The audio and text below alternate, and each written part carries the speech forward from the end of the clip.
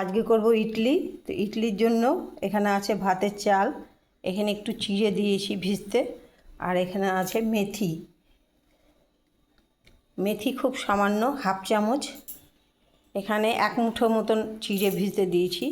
এখানে 500 হবে মনে হয়, না 500 হবে না, 200, কোটোটা 200 চাল আছে এখানে, ভাতের চাল 200।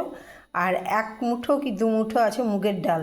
এটাতে দেয় কলাইয়ের ডাল, কিন্তু আমার কাছে কলাইয়ের ডাল ছিল না, সেই জন্য আমি দিয়েছি মুগ ডাল।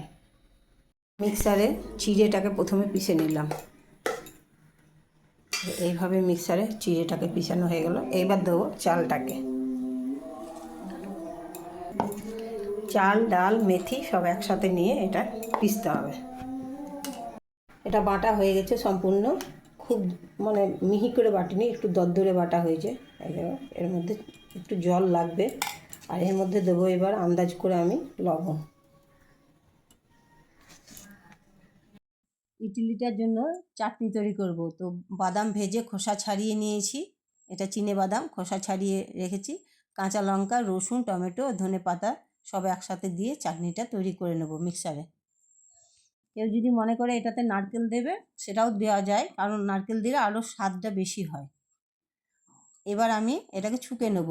এর মধ্যে সর্ষের তেল দিয়েছি, কারি পাতা দিয়েছি, শুকনো লঙ্কা আর ছোলার ডাল দিয়ে, সর্ষে দিয়ে এটাকে ছুঁকে নিলাম। আন্দাজ করে এবার লবণ দিয়ে এটাকে মেখে রেখে দেবো। এর মধ্যে দই দেয়, আমি দই দিইনি, সেই জন্য ছোটো চামচে হাফ চামচও ঠিক না, মাথা কাটা 1 চামচ খাবার সোডা দিলাম। খাবার সোডা দিয়ে এটাকে ভালো করে ফেটে নিলাম। মনে হয়েছিল আমার একটু জল লাগবে, তো আমি 4-5 চামচ জল দিলাম, আর একটু জল দিয়ে ঠিক এইরকম টাইমে হবে।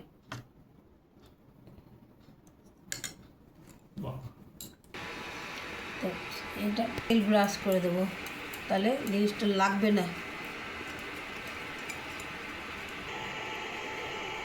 এটা আমি তেল মাখিয়ে গরম হতে দিলাম। এটা গরম হবে, তারপর আমি ব্যাটারটা দেবো। এগুলো গরম করে নিলাম। গরম করার পর এটার মধ্যে আমি দিয়ে দেবো বাটিটা। এই বাটিটাকে আগে আমি গরম করে নিয়েছিলাম। গরম করার পর এগুলোতে সব দিয়ে দিলাম। এবার আমি এটা গরম জলে বসিয়ে দেবো। জলটা ফুটছে, এবার এই অবস্থায় আমি এটাকে বসিয়ে দেবো, দিয়ে এটা ঢাকা দিয়ে দেবো।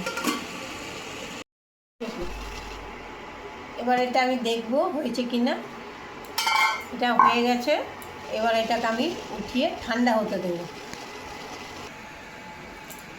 এটা একটু ঠান্ডা করে নিলাম। ঠান্ডা করে খুন্তি দিয়ে সাইডে সাইডে এগুলো ছাড়িয়ে নেব।